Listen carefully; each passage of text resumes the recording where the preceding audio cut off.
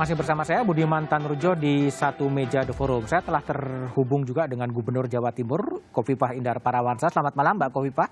Ya, selamat malam Mas Budiman, ya seluruh narasumber. Ya, sebelum ke Mbak Khofifah saya lanjutkan dengan Prof. Chandra terlebih dahulu. Prof. Chandra, ini kan perpanjangan kan akhirnya menjadi 20 sampai tanggal 25, 5 hari diperpanjang. Banyak orang epidemiolog mengatakan perpanjangan biasanya 2 minggu. Kalau menurut Prof. Chandra ini 5 hari dan 14 hari ini sebenarnya diperlakukannya seperti apa sebaiknya? Ya, tentu saja karena angkanya masih tinggi sekarang 5 hari lagi tentu kita bisa lihat bagaimana. Tapi kalau saya kok lebih melihat dari sisi positif thinking katakanlah begitu, karena sekarang ada 5 hari, gimana kalau 5 hari ini kita manfaatkan dengan maksimal. Dan saya usul ada 5 langkah yang bisa dilakukan dalam 5 hari ini, atau sekarang tinggal 4 hari, supaya hasilnya menjadi semaksimal, seoptimal mungkin katakanlah. Nomor 1, aturan yang ada tentang PPKM namanya darurat atau level 4 itu betul-betul dilaksanakan dengan ketat gitu ya. Kalau mau pakai masa murni dan konsekuen, pokoknya ketat beneran dalam 4 hari ini betul-betul. Gitu. Sehingga kita akan lihat, karena bagaimanapun pembatasan sosial itu pasti punya dampak. Dan saya mesti ingatkan Mas Budiman, pembatasan sosial itu spektrumnya luas. Memang kita bicara soal karena ada gubernur, kita bicara soal pembatasan orang, kantor, tapi pembatasan sosial juga kita mulai dari kita semua. Bagaimana kita pakai masker, jaga jarak, itu juga bentuk pembatasan sosial. Jadi harus semua spektrum diperketat dalam 4 hari, 5 hari ini. Itu yang pertama. Terus yang kedua, peningkatkan tes. Ini sudah berulang kali dikemukakan, sudah ada target mau 400.000. Saya kalau bilang bahwa India bisa 2 juta, penduduk kita seperempat India, kenapa kita nggak bisa 500.000? Tes ini sangat penting. Karena sekarang kan kasus yang kita tangani yang ada di rumah sakit dan isoman. Yang di luar itu kan kita nggak tahu. Jangan-jangan di luar itu masih cukup banyak kasus, yang ini kita bereskan, yang ini terus aja menularkan. Jadi PPKM nggak selesai. Jadi tes itu harus maksimal 400.000 kalau pernah target silakan, atau 500.000. Itu soal tes yang kedua. Yang ketiga juga tracing. Karena kalau tes itu ketemu, diperiksa 15 orang di sekitarnya, ada ketemu dua itu mesti diperiksa lagi, kontak berikutnya 15 orang di sekitarnya. Dengan cara itu kita bisa mendapatkan secara real bagaimana situasi di masyarakat, dan kalau ada yang positif tentu harus ditangani, diisolasi dan karantina. Tentu kita mesti ingatkan bahwa kalau ada isolasi mandiri jangan sampai terlantar begitu sampai ada yang meninggal. Itu cerita lain lagi. Itu yang ketiga. Yang keempat indikatornya yang tadi sudah kita bahas. Indikatornya harus ada indikator dari kacamata epidemiologi, community transmission, dan ada indikator dari kacamata pelayanan di masyarakat.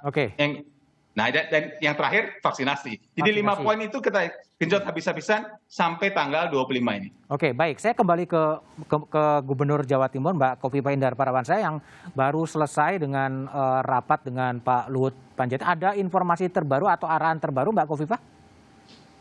Mudah-mudahan Menteri Kesehatan akan mengambil keputusan bahwa seluruh swab antigen itu akan disetarakan dengan swab PCR, dalam artian untuk menjaga kehati-hatian dan kewaspadaan dalam melakukan tracing dan testing berikutnya.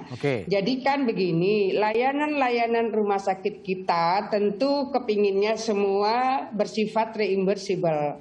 Kalau swab antigen itu untuk layanan rumah sakit dia tidak bisa. Nggak terima. Untuk layanan rumah sakit darurat juga nggak bisa direimburse oleh BPJS Kesehatan. Ini juga yang menjadi catatan kami di lapangan, bahwa nakes yang di puskesmas rata-rata sudah overload. Kami punya rumah isolasi, kami punya rumah observasi, tapi kan kalau sudah gejalanya itu ke arah sedang, jadi sudah bukan gejala ringan, pasti mereka ingin dirawat di rumah sakit. Mbak Khofifah, sebentar Mbak, saya potong dulu. Itu kesetaraan antara PCR dengan antigen itu gimana persoalannya, Mbak? Jadi begini, kalau dia dinyatakan reaktif dari swab antigen, dia belum bisa masuk rumah sakit sebelum PCR test. Itu dulu. Nah, ya ini yang malam ini dibahas. Yang malam ini dibahas. Ini tadi para gubernur berharap bahwa itu akan bisa disetarakan oleh. Jadi di dalam proses reimburse dari BPJS Kesehatan. Oke. Kalau ini bisa, maka pihak rumah sakit akan lebih mudah menerima pasien. Ini kan yang reaktif swab antigen dengan gejala itu bisa langsung auto-rilis. Diterima, oke. Ya, kalau auto-rilis berarti dia sudah masuk kategori yang dirilis sebagai positif. Kalau rumah sakit darurat dan rumah sakit rujukan itu tidak bisa menerima yang swab antigen. Nah, kalau mereka semua menunggu swab PCR, maka daerah-daerah tertentu pasti mereka butuh waktu. Lama ya? Ya, oleh karena itu malam ini tadi sebetulnya Pak Luhut sudah putuskan diharapkan nanti Pak Menkes akan melakukan eksekusi gitu. Bahwa swab antigen yang reaktif sudah boleh mendapatkan layanan di rumah sakit darurat dan rumah sakit rujukan dan reimbursable gitu. Jadi itu kuah prinsip Pak Luhut setuju, tapi Ya. masih akan dieksekusi oleh Menteri Kesehatan. Ya, jadi kan pemberlakuannya yang mereimbers itu nanti setelah selesai BPJS Kesehatan itu kan ke Menkes. Betul uangnya dari Menteri Keuangan, tetapi kewenangan itu ada di Kementerian Kesehatan, gitu.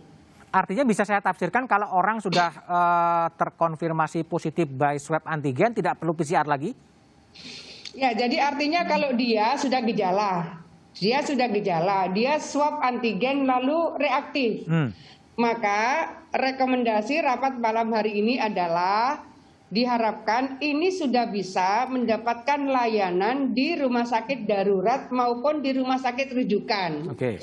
Itu artinya bahwa BPJS Kesehatan sudah harus bisa mereimbers, gitu. Sambil nanti dia di rumah sakit darurat atau rujukan, dia boleh lagi swab PCR. Oke. Tetapi bahwa untuk layanan ini kan jangan sampai kemudian mereka sudah gagal nafas, gitu kan? Akhirnya telat mendapatkan layanan medis. Oke, sebelum ke Prof. Chandra, saya akan coba tanya lagi. Kalau kondisi ekonomi masyarakat di Jawa Timur gimana Mbak Khofifah?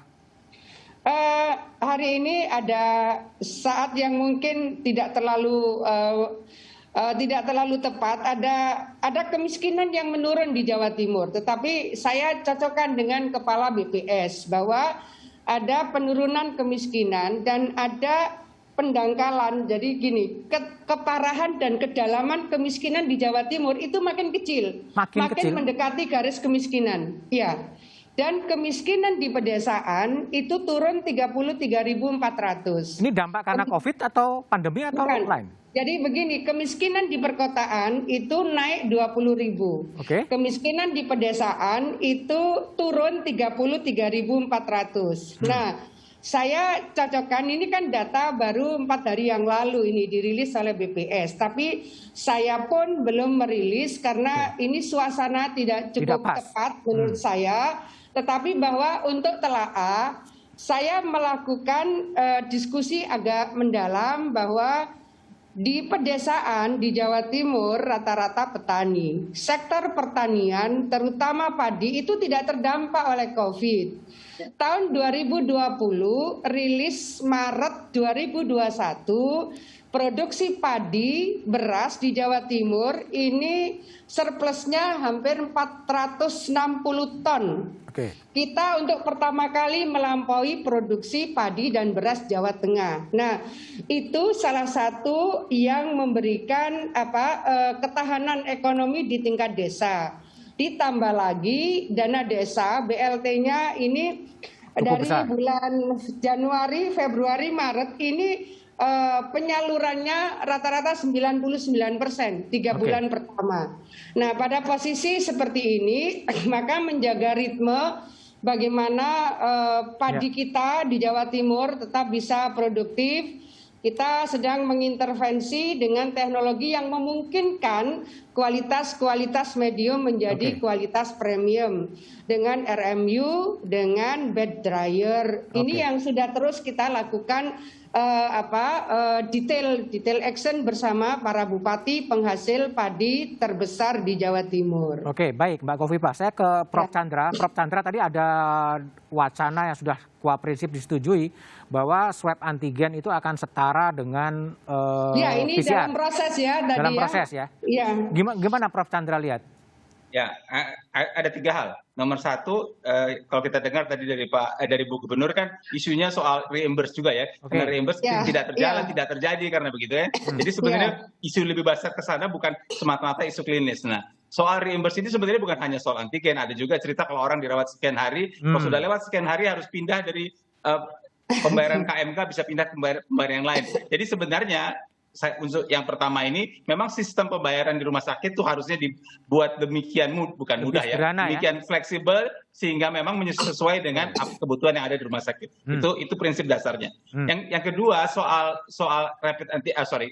tes antigen ini seperti kita ketahui pada waktu awal COVID ini, maka WHO hanya mengeluarkan 1 jenis tes, yaitu PCR. Pada September 2020 dikeluarkanlah jenis tes yang kedua, yaitu rapid antigen. Nah, tentu sudah ada keputusan Menteri Kesehatan yang mengatur yang mana yang rapid antigen, yang mana yang PCR. Nah, inilah yang tadi saya kira oleh Bu Khofifah disampaikan akan diatur lebih lanjut oleh Kementerian Kesehatan, gejala yang seperti mana dengan rapid antigen, seperti mana di daerah dengan community transmission, berapa itu bisa dianggap, dan saya kira itu secara klinis masih bisa diselesaikan. Cuma saya ingatkan juga yang ketiga, rapid antigen yang disetujui oleh WHO per September 2020 itu ada kriterianya, harus sensitivitas di atas sekian persen, spesifitas di atas sekian persen. Jadi harus terjamin nanti yang dipakai kalau ini makin luas harus sesuai dengan standar yang sudah ada. Karena kalau tidak, jadi kemampuan tesnya jadi terganggu lagi. Jadi 3 poin itu saya kira untuk soal ini. Baik, saya ke Mbak Hendri Saparini. Mbak, ini kan PPKM sudah berjalan, tanggal 25 akan dievaluasi dan potensinya bisa diperpanjang, bisa tidak. Tapi kalaupun dia diperpanjang, sejauh mana sih daya tahan ekonomi Indonesia? Tapi jawaban dari Mbak Hendri setelah jeda berikut ini.